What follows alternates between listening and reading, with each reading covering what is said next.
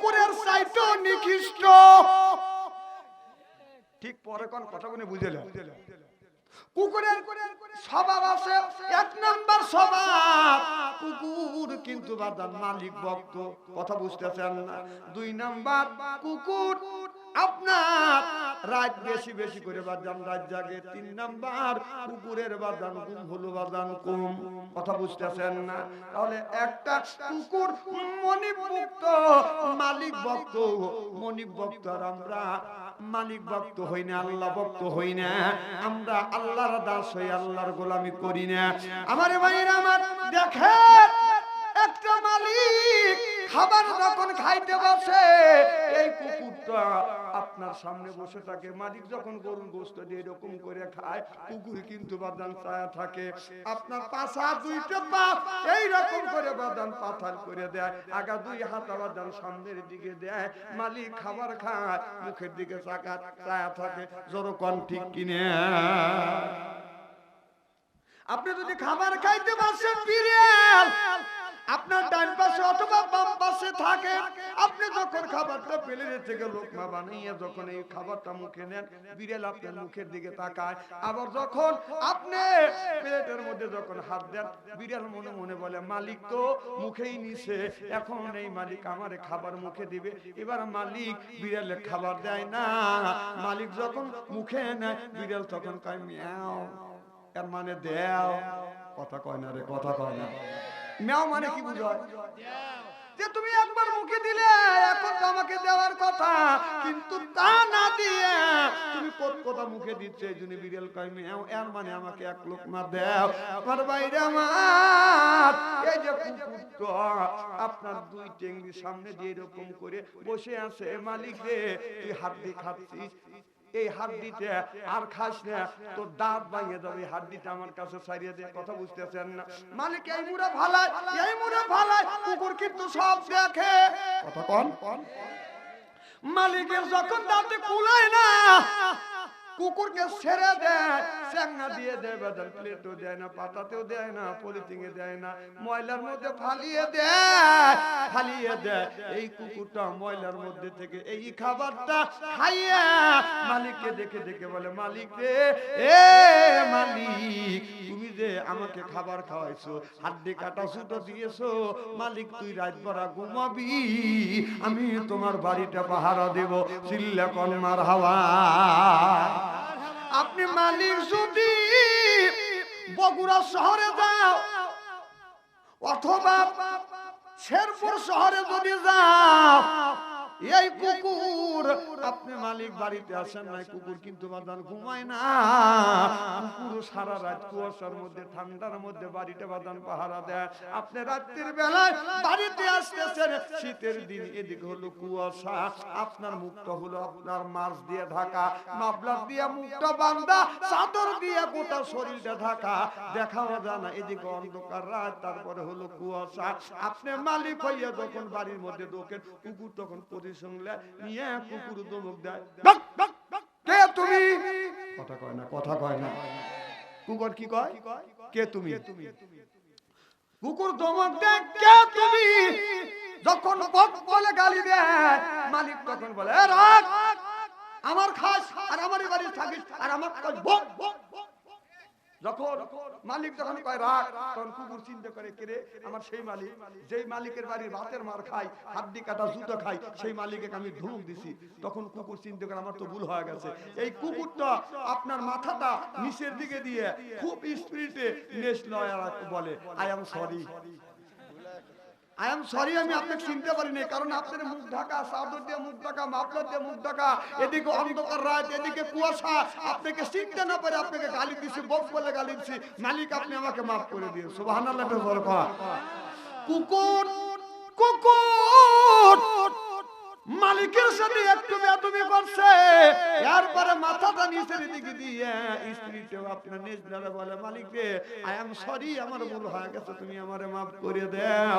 আমার বাইরে আমার কুকুর ভুল করিয়া মালিকের কাছে মাফ চায়। আর আমরা আল্লাহর শ্রেষ্ঠ জীব মানুষ হইয়া ভুল করবার পরে আল্লাহর কাছে তওবা করি না। চিল্লা কোন ঠিক কিনা? আমার কথা কি পরিষ্কার বলা যাচ্ছে? নারায়ে তাকবীর, আল কোরআনের আলো, ওই আল হাদিসের আলো। আমার বন্ধুগণ, আমার এই কুকুর মালিকের হুকুম মানে, মালিক বাতের মার খাওয়ায়, হাড্ডি খাওয়ায়, জুতা কাটা খাওয়ায়, তারপরে বাজান মালিকের গোলামি করে। মালিকের বাচ্চারা পানি ঢেলে দেয়, শীতের মধ্যে গায়ে পানি ঢেলে দেয়। মালিক যখন আসে মালিকের কাছে আস্তে আস্তে করে মাথা লাড়া, বলে মালিক রে আপনি বাড়িতে নাই, আপনার ছোট বাচ্চা অবধ মানুষ, শিশু মানুষ বোঝে না, আমার গায়ে পানি ঢেলে দিছে, আমার তো লেপো নাই, তোষক নাই, কম্বল নাই, কিছু নাই, আমি কি গায়ে দেব? মালিককে নিষেধ করে দেয়, আপনার সন্তানদেরকে নিষেধ করে দেয়, শীতের দিনে আমার গায়ে যেন পানি ঢালিয়ে না দেয়। তাও কুকুর রাগ করে চলে যায় না, এই মালিকের দাসত্ব করে সারা রাত, ছায়ের মধ্যে থাকে, বাদান বাড়িটা পাহারা দেয়। আপনার বাড়ির থেকে যদি কোনো মানুষ আছে, কুকুর তখন আপনার দমক দেয়, কে তুমি, কে তুমি, কে তুমি, কথা কয় না, কথা কয় না। মালিকের বুঝা মালিক কে যেন অস্থির লোক আছে, তাড়াতাড়ি আসুন নইলে আপনার ক্ষতি করবে। মালিক তখন চিন্তা করে আমার কুকুর এত চিল্লা পাল্লা করে কেন? মালিক অমনি উঠে আসে, এসে দেখে বাদান আপনার সেই লোকটা নাই। এবার কুকুর এদিকে দৌড়ায়, ওদিকে দৌড়ায়, আবার পাশা দিয়ে হাতা দিয়ে এরকম করে খামচায় আর গোগো করে, কথা কয় না, কথা কয় না। মালিক আপনি যদি আসতেন ওকে আমি ভাইয়া ভালাই দেব, কথা বুঝে না। আমার কথা কি বুঝতেছে? আমার ভাইরা, আমার কুকুর আল্লাহ সৃষ্টি হইয়া মুনিবত, মুনিগের কোনো ক্ষতি হতে দিবে না। আর আমরা আল্লাহ শ্রেষ্ঠ জীব হইয়া আমাদের গায়ে শক্তি আছে। এরপরে যুবকেরা রাস্তা দিয়ে হাইটে যায় আর কয় মনটা আছে আমার ফাঁকা ফাঁকা, এই বয়সে প্রেম ছাড়া কি যায় কি রে থাকা, হায় হায় এই বয়সে মোবাইল ছাড়া যায় কি রে থাকা, এই বয়সে ফেসবুক ছাড়া যায় কি রে থাকা, মনটা আছে আমার ফাঁকা ফাঁকা, এই বয়সে প্রেম ছাড়া কি যায় কি রে থাকা, তোমার নিয়ে শৈলা যাব রাজধানী ঢাকা, এখন তুমি হইয়া গেছ শয়তানের কাকা।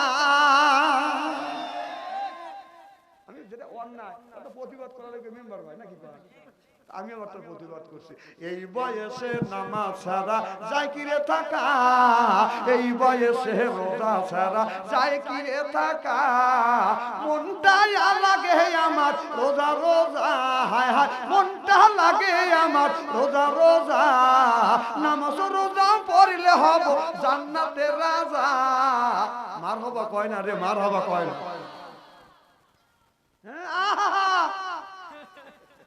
আমি তোমাকে চিনি না। এই সমস্ত সাল পালিত মানে একটা যে বাড়ির মিয়া বাড়ি একটু ফাঁকা আছে, মিয়া যদি সুন্দরী হয় ওই বাড়ির পাশে দিয়ে করে, তোমার বাড়ির সামনে বসে ও কন্যা, তোমার বাড়ির সামনে বসে করব প্রেমের আলাপন আলাপন, চিন্তা করে দেখো কন্যা দিবে কি না মন, তুমি চিন্তা করে দেখো কন্যা দিবে কি না মন। হাসান ইবনে সাহেব রাদিয়াল্লাহু তাআলা হইতে হাদিসে বর্ণিত, ওয়ালা ক্বালা রাসূলুল্লাহ সাল্লাল্লাহু আলাইহি ওয়াসাল্লাম বলেছে বিল বাতি ওয়া যাররাই ওয়া হিয়া ইলবাত রিয়াজুল জান্নাহ, রাওয়াহুল বুখারী। সুবহানাল্লাহ বললেন না? হাদিস শরীফের মধ্যে আছে যেটা অন্যায় তার প্রতিবাদ করো, ন্যায়ের পক্ষে কথা বলো। ওই সমস্ত যুবকদের বিপক্ষে আমি কথা বলছি।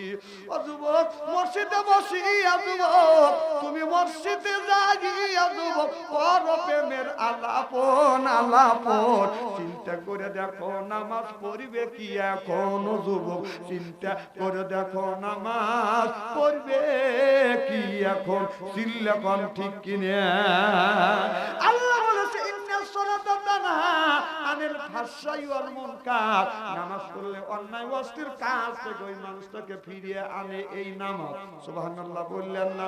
নামাজও পড়লো, মিথ্যা কথা বললো, পরের মিয়া যাইতে লাগলে বাজান আপনার কুতকুত হয়ে আসায়, কথা বোঝেন না? অনেক যুবক আছে রাস্তা দিয়ে যাই রে যুবক, রাস্তা দিয়ে যায় পরার যুবতী মিয়া দেখলে কুতকুত কুতাইয়া চায়, যুবক কুতাইয়া চায়। আমি বলি যুবক, পরের একটা যুবতী মহিলা দেখিয়া তুমি কুতকুতে তাকাইলে, ওই মেয়েটা যদি তোমার বোন হইতো তুমি কি এইরকম তাকাইতে পারতে? কোন যুবক যদি তাকাইতো সেইটা তুমি কিন্তু বরদাস্ত করতে না। ওই মেয়েটা যদি তোমার আম্মা হইতো তুমি কুতকুতে তাকাইতে পারতে না। কোন যুবক যদি তাকাইতো তুমি কিন্তু এটা বরদাস্ত করতে না। একটা নবীর সাহাবী আমার নবীর কাছে এসে বলে, ইয়া রাসূলুল্লাহ, ইয়া হাবিবাল্লাহ, ওগো নবীজি, আপনি আমাকে জিনা করার অনুমতি দেন। আল্লাহর নবী বললেন, সাহাবী রে, আমি যে তোমাকে জিনা করার অনুমতি দেব, তবে আমি একটা প্রশ্ন করব, তুমি আমার উত্তর দাও। এবার সাহাবী বললেন, নবী গো, বলেন গো নবীজি, কি প্রশ্ন করবেন? আমার নবী বললেন, যুবক, তোমার মায়ের সাথে কেউ যদি আপনার জিনা করতে চায় তুমি কি করবে? কয়, আমি ওর হাত বলার সাথে সাথে ওর জবানটা বন্ধ করে দিব। আল্লাহর নবী বললেন, যুবক রে, কেউ যদি তোমার বোনের সাথে যদি জিনা ব্যভিচারী করতে চায় তুমি তখন কি করবে? বলে, হুজুর, যে হাতটা আমার বোনের দিকে আপনার হাতটা আগাবে, ওই হাতটা আমি ভেঙে ফেলবো। আল্লাহর নবী বললেন, সাহাবী রে, কেউ যদি তোমার মেয়ের সাথে যদি জিনা করতে চায় তুমি কি রাজি হবে? বলো, হুজুর, ওকে আমি সাথে সাথে শেষ করে ফেলবো। আল্লাহর নবী বলেন, সাহাবী, কেউ যদি তোমার স্ত্রীর সাথে জিনা ব্যভিচারী করতে চায় তুমি কি করবে? সাহাবী বলে, হুজুর, ইসরাফিল আলাইহিস সালাম সিংহায় ফু দেওয়ার আগে আমি কিয়ামত ঘটাবো। কথা বুঝতেছেন? আল্লাহর নবী বললেন, সাহাবী রে, এই নারীরা চার ভাগে বিভক্ত। কোন যুবক, এই নারীরা চার ভাগে বিভক্ত হয়। কোন নারী কারোর মা হবে, না হয় কারোর বোন হবে, কারোর না হয় মেয়ে হবে, না হয় কারোর স্ত্রী হবে। সুবহানাল্লাহ বললাম না? যুবক রে, তাহলে তুমি কার সাথে জিনা ব্যভিচার করবে? যুবক বলে, ইয়া রাসূলুল্লাহ, ইয়া হাবিবাল্লাহ, এত সুন্দর করে আপনি বুঝলেন গো নবীজি, আমার অন্তর চোখ খুলে গেল। আজকে থেকে তওবা করলাম, জীবনে কোনোদিন অশ্লীল গান বাজনা গাবো না, আর কোনদিন জিনা ব্যভিচারী করব না। চিল্লা কোন সুবহানাল্লাহ। যুবকদেরকে বলি, যুবক, তুমি রাস্তা দিয়ে যাবা, ভদ্রভাবে যাবা। মেয়েদের যদি একবার দেখো, দেখার সাথে সাথে তুমি নিচের দিকে মাথা দিয়ে যাবা। ওই মেয়েটা আর কোনদিন তোমার দিকে খারাপ মন্তব্য করবে না, আর বলবে না। মেয়েরা তো এখন বর্তমান যুগের মেয়েরা বাজান তো খুব কাজী হয়ে গেছে, খারাপ হয়ে গেছে। মেয়েরা একমাত্র মেয়েরা যুবকদের ঈমান নষ্ট করার মূল নায়িকাই হলো বাজান যুবতী মহিলা। এরাই তো যুবকদের ঈমান আমার নষ্ট করার মূল নায়িকা। তুমি হলো সুন্দরী মহিলা, তুমি যদি সাজগোজ করো, কার জন্য সাজগোজ করবে? ঠোঁটে তুমি লিপস্টিক লাগাও। আজকে দেখেন মেয়েরা বাজার পায়ে পরে হাই হিল করতেছে, কিলকিল ঠোঁটে লাগায় লটকিয়ে পিঠ, যুবকরা দেয় বাজার শীত, চোখে লাগায় ম্যাসকারা, দেখে বুড়ো মানুষের কাম সারা। কথা কন, কথা কন আমার ভাইরা। আমার এটা কোন থানা? এই দূর থানার যুবকের একটু কান পাতে মাথা খাতা শুনিয়া রাখো। নারী রে, যুবকদেরকে বাদান কণ্ঠ নগ্ন করতে চায়, আর যুবকেরা সুযোগ পাইলে মেয়েদেরকে বাদান বাহু লগ্ন করতে চায়। জনগণ ঠিক কিনা? বাংলাদেশের যুবকদেরকে হাজার হাজার যুবকদেরকে ঠকাচ্ছে একমাত্র এই নারী রে। জনগণ ঠিক কিনা? ঠিক করে শুনিয়ালেন? এই মেয়েরা কালো মহিলা হয়ে গায়ে বাজার 3 মাস পর্যন্ত আটার ময়দা মাখায়, নিজের সৌন্দর্য কালা শরীরটাকে বাজার ফর্সা করবার জন্য, কারণ ওই যুবকটাকে ঠকাইবে। কথা বুঝতেছেন না? এই যুবকটা মেয়েটাকে যখন বিয়ে করতে যাবে, এই যুবকটার বাবা যাবে, ভাই যাবে, বোনের জামাই যাবে, এরপরে 2-4 জন বন্ধু বান্ধব যাবে। মেয়েটা মুখে বাঁধানা আপনার কি লাগায়, ময়দা লাগাইয়া ফর্সা সাইজে যখন যুবকের সামনে দাঁড়ায়, যুবক কয় না ভালোই দেখা যায়, বাবা কয় ভালোই, বন্ধুরা কয় ভালোই। কারণ মেয়েটা তো সুন্দর, প্রত্যেকটা মানুষ তো চায় আমি সুন্দরী মহিলা বিয়ে করব, জোরকন ঠিক কিনা? এবার বিয়ে যেদিন বিয়ে ঠিক হয়ে যায় ওই দিন ওই মেয়েটা পার্লারে যা বাদাম সাজগোজ করে আছে, কি কোন আছে কি আছে না? পার্লারে যা বাদান এমন সাজগোজ করে বাদান আপনার হাফ ইঞ্চি করে বাদান আপনার মুখে বাদান পিন করে, কথা বুঝতেছেন না? এরপরে বাসর ঘরে যাইয়া এইটা ধরা খায়। কি হাদিস শরীফের মধ্যে আছে মেম্বার ভাই, হাদিস শরীফের মধ্যে আছে কুব্বালা দি খাতনি কুব্বালা দিয়ে দি কুব্বালা দি রেজবি কুব্বালা দি আয়না আইনি।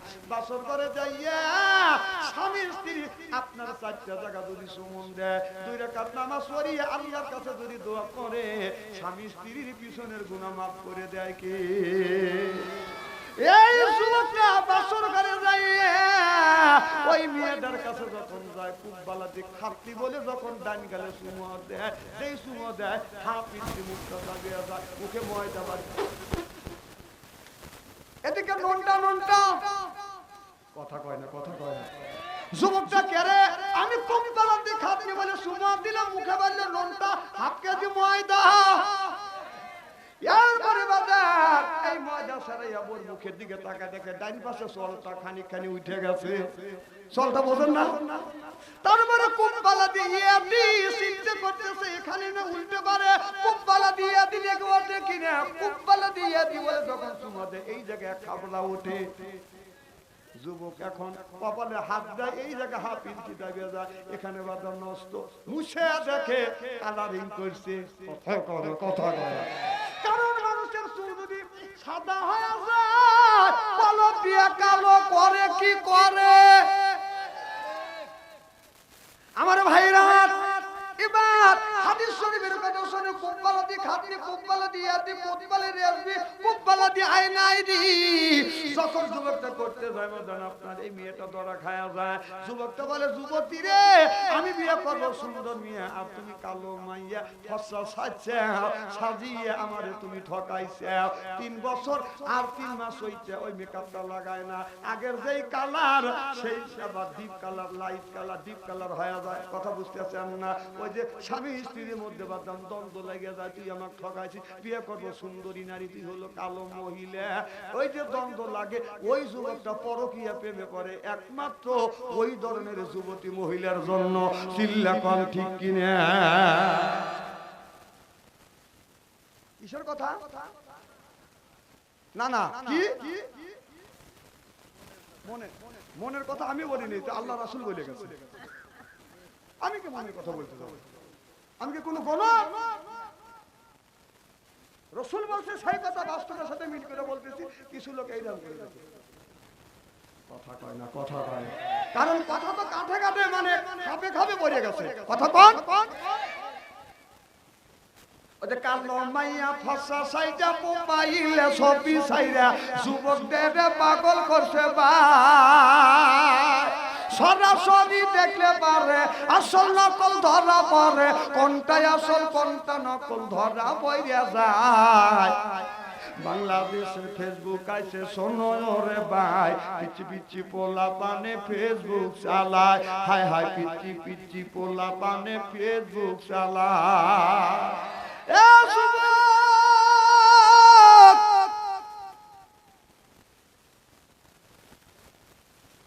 বুঝলাম না, বুড়ো মানুষ কি সবকিছু বোঝে আর দেয়? বোঝে যে যুবক ছাল।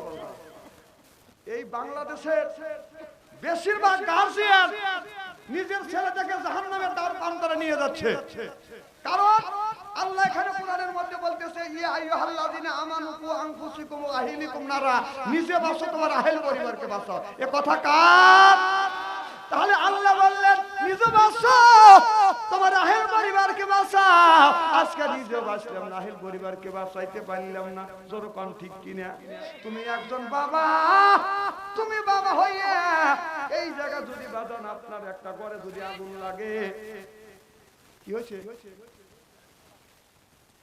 এই ঘরে যদি আগুন লাগে, আপনার ছোট একটা বাচ্চা এদিক তাকান, খালি কথা কয়, চেহারা কি একবার খারাপ নাকি মিয়া?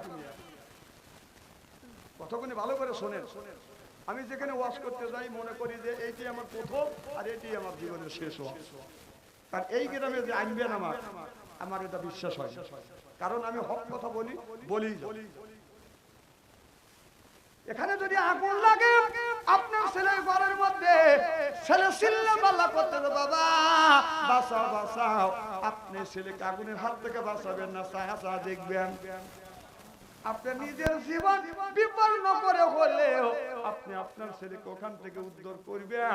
তাহলে আপনার ছেলে যদি আগুনের মধ্যে পড়তে চায়, আপনার ওই জীবনটা বিপন্ন করে হলে ছেলেকে বাঁচাইবেন। এইটাই যদি আপনার ইএটিসি হয়, এইটাই যদি আপনার মেন্টালিটি হয়, আপনি একজন বাবা হয়ে একজ্ঞানী মানুষ হইয়া, ছেলের বয়স হলো 10 বছর, তার হাতে তুলে দিচ্ছেন টাচ মোবাইল ফোন। মেয়ের বয়স হলো 10 বছর বয়স, তার হাতে দিচ্ছেন বাজান টাচ মোবাইল ফোন। এই মিয়া, এই 10 বছরের ছেলে, 10 বছরের মিয়া আপনার ঘরের মধ্যে ঢুকিয়ে, ফেসবুকের ভিতরে ঢুকিয়ে উলঙ্গ ল্যাংটা ছবি যা আছে সবকিছু দেখতেছে। আর আপনি বাবা মসজিদে যাবে আবাইতেছেন রব্বানা জালামনা, আল্লাহ মাফ করে দাও।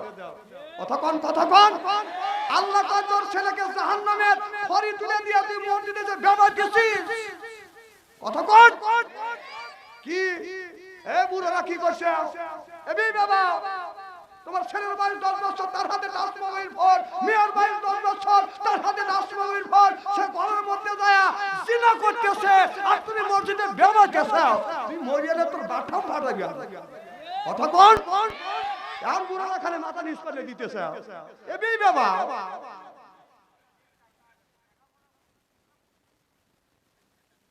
হ্যাঁ জানি তো দুঃখের কথা কইতেছে। বাবা মা নিষেধ করলে তোমরা কি বসো? আমরা লেখাপড়া করতেছি না জিনা করতেছি। হাসেন না, দেশটা কোথায় গেছে? আজকে এই জিনা কিছু দিবেন নাকি? না, আমি আপনার কথা শুনে ওয়াজ করবো না, আমি হক কথা বলবো। আমি কি এই কথা কি কোরআনের বাইরে বলতেছি? বলেন আপনার কেন খারাপ লাগবে? আমি কোরআন থেকে তাফসীর করতেছি, কুআন ফুসিকুম আহলিকুম নারা, নিজে বাঁচো হাইল পরিবারে বাঁচো। কারণ টেলটেলে ওয়াজ আমি করি না। যেটা অন্যায় এটা করা লাগবে, যেটা অন্যায় তার প্রতিবাদ করা লাগবে। জাকারিয়া আলাইহিস সালামকে দাওয়াত দিচ্ছে, জাকারিয়া নবী গাছের মধ্যে ঢুকছে, গাছ সহ জাকারিয়া নবীকে কেটে ফেলছে। এই ওয়াজ আমি জানি, এই ওয়াজ করে মানুষকে আল্লাহর রাস্তা আনা যাবে না। এটা অন্যায়, এটা করা যাবে না। এটা ন্যায়, এটা করতেই হবে। ন্যায়ের পক্ষে কথা বলতে গেলে জেল খাটা দরকার হলে জেল খাটবো, প্রয়োজন হলে ফাঁসির মঞ্চ আঁকবো, বাতিলের সাথে অবস্থা।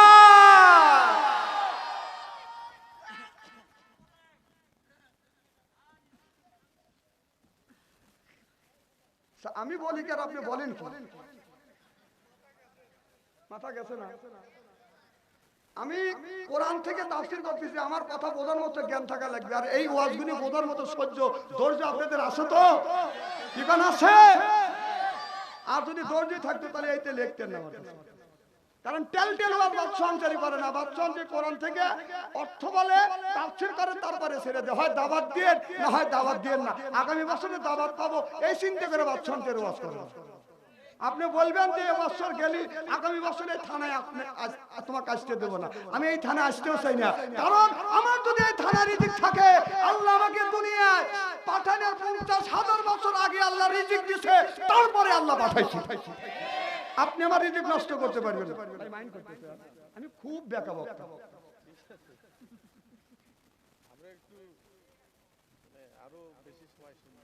ও আচ্ছা, আলহামদুলিল্লাহ।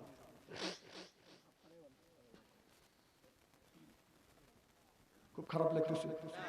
যদি গুণটা ধরে আলোচনা করি, শোনার জন্য রাজি আছেন তো? নারায়ে তাকবীর, আলহামদুলিল্লাহ। রাত যতই হচ্ছে বেশি, আপনাদের মুখে দেখছি হাসি। আল্লাহ যেন করে জান্নাতবাসী, কোন আমিন। আল্লাহ বলে যারা আল্লাহর বান্দা, তোমরা করো না অন্য কোন দান্দা। কোরআন শরীফ ধর, দেশে বেশে পড়, তারপরে তোমার আল্লাহ বললেন তোমাদের বানাবো হুরপরিদের বর। সুবহানাল্লাহ বললেন না? আর আজকে জালসা শোনার জন্য আসছি যারা, আমরা আল্লাহর বান্দি করবো না কারোর সাথে ফোন দি। এরপরে কোরআনের কথা হইয়া বাড়ি চলে যাবো আল্লাহর খাঁটি বান্দি। লা ইলাহা আল্লাহ ইলাহা আলা ইলাহা লা ইলাহা ইল্লাল্লাহু মুহাম্মাদুর রাসূলুল্লাহ সাল্লাল্লাহু আলাইহি ওয়াসাল্লাম। এই যুবক, বাবা বসো। আপনার জরুরি দেখার জন্য আমি আসি নাকি? আপনি দাবাত দিয়ে নিয়ে এসে আবার জরুরি কাজে চলে যাবেন, তার মানে মোটা লাগে হেরি মুতবেন। আমার কাছে অনুমতি না নিয়ে আপনি কোন গানে উঠলেন? একটা জ্ঞানী মানুষ হয়, উঠতে চাইলে একটা আঙুল তোলা লাগবে যে হুজুর আমার জরুরি আছে, তাহলে আমি বসবে, এক আঙুল তুলি, বসবে তো আপনার পেশাবের চাপ দিচ্ছে। আমি তো বুঝি এই যে হিসিন দিয়ে দেশটা জাহান্নামের দিকে নিয়ে গেছে। মানে বাপদাদা যা করে গেছে, টুটুল বাপদাদা যা করছে সেইগুলি করে। ছেলে দিদিদের শিক্ষা দিতেছে। ছেলে তখন মা আমি পেশাব করবো, পেশাব কিসে? আমি শীষ দেবো। ছেলেকে ছোট থেকে ট্রেনিং দিচ্ছে শীষ দিবি। ছেলের বয়স 7 বছর হয়ে গেছে, তার মা আমি শীষ দেবো। তার মা ছেলেকে নিয়ে বাবার বাড়ি গেছে। তার বাবা নানা নাতি পা পাগল হয়ে গেছে, নাতি বলতেছে নানার গলা ধরে শুয়ে থাকবে, থাকো গা। মা একবারে, নাতি আর নানা একবারে। রাত 12টার সময় নানা নাতি উঠে করে, নানা আমি শীষ দেবো। নানা এত রাতে শীষ বাজাবি? বিচ্ছিরি আওয়াজ, মানুষের ঘুম নষ্ট হয়ে যাবে। চুপ কর, শীষ দিবে। নাতি নানা দমক শুনে আর হিসাবে চাপ দিলে কি কেউ সহ্য করে পারে? কন্ট্রোল কর, ঘুম ধরে। নানা আমার তো জীবন যায় যায় বাপ, যদি শীষ দিবেন না দাও, নানা আমি করে মরে যাবো। নানা বলতেছে তো শীষ যদি দিতেই হয়, তাহলে আমার কানের সাথে লাগা আস্তে আস্তে শীষ দি। নানা তো জানে না যে ডিজিটাল কাটা শুরু করে দিচ্ছে। নাতি করছে কি প্যান্টের বেল ছাড়ে দিয়ে পাইপ ধরছে কানের কাছে, মপ মপ উমুম করে ছেড়ে দিচ্ছে। নাতি কি করিস? নানা কি করিস? তা কেন? নানা শীষ দিচ্ছি। কত এই ইংরেজি শিখেছে কেটা? তোমার মেয়ে শিখেছি। এরা না পেশাব বা না, এটা হলো শীষ। বাবা বাপদাদারা যা বলে গেছে তাই করো, ইংরেজি ফিংরেজি বাধ্য। কথা কি বুঝতেছে? বুঝলে ভালো কথা। আমার ভাইয়েরা, আমার মুসলমান ভাইয়েরা, আল্লাহর হাবিবের উম্মতেরা ভালো করে লক্ষ্য করে শুনুন। বদন আমলে নিয়তে বদন শুনতে হবে। এই কোরআন দিয়া যদি আমাদের জীবন করে, আমি যদি নামাজ পড়ি, ছেলে যদি নামাজ পড়ে, মেয়েও যদি নামাজ পড়ে, এই ছেলে অন্যায় কাজ আর কোনোদিন করতে পারবে না, মেয়েটা অন্যায় কাজ কোনোদিন করতে পারবে না। জনগণ ঠিক কিনে? আল্লাহর ইমামে আযম আবু হানিফা রাহমাতুল্লাহ আলাইহি একজন বাদাম মাদ্রাসার তালেবে ইলম, এত সুন্দর চেহারা। এই লোকটা ৭৬ হাদিস নিয়ে বাদান রাস্তা দিয়ে যায় প্রত্যেক দিন। একটা সাহেবের মিয়া আল্লাহর ওলি ইমামে আযম আবু হানিফা রাহমাতুল্লাহ আলাইহি দেখেছে, পছন্দ করেছে। পালবার পরে আল্লাহর নবীর, আল্লাহর বান্দা, আমার নবীর উম্মত বাদান ইমামে আযম আবু হানিফা রাহমাতুল্লাহ আলাইহি ৭৬ হাদিস নিয়ে বাদান রওনা করছে। এবার দাসী যা বলতেছে, আল্লাহর ওলি ইমামে আযম আবু হানিফা রাহমাতুল্লাহ আলাইহি আমাদের ম্যাডাম আপনারে ডাকতেছে। আল্লাহর ওলি ভাবতেছে মনে হয় কোন মাসলা জিজ্ঞেস করবে।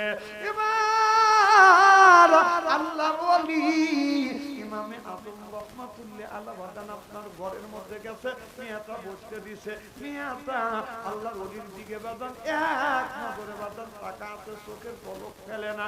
আল্লাহর ওলি এক নজরে দেখে নিজে লজ্জা পাইয়ে নিচের দিকে বাদান হামু দিয়ে আপনার বসে আছে আর বলে, ও গো যুবতী, কি জন্য তুমি দেখেছো বলো? বলে যুবতী, কতদিন ধরে তোমারে দেখছি, তুমি কি জানো?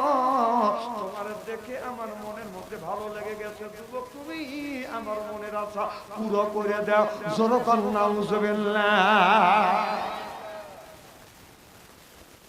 কি রে যুবতী, তুমি কি বলো? ঘরের দরজা জানলা বন্ধ করে দিছে। ইমামে আযম আবু হানিফা রাহমাতুল্লাহ আলাইহি বলেছে, ও আল্লাহর ওলি ইমামে আযম আবু হানিফা রাহমাতুল্লাহ আলাইহি আমার এত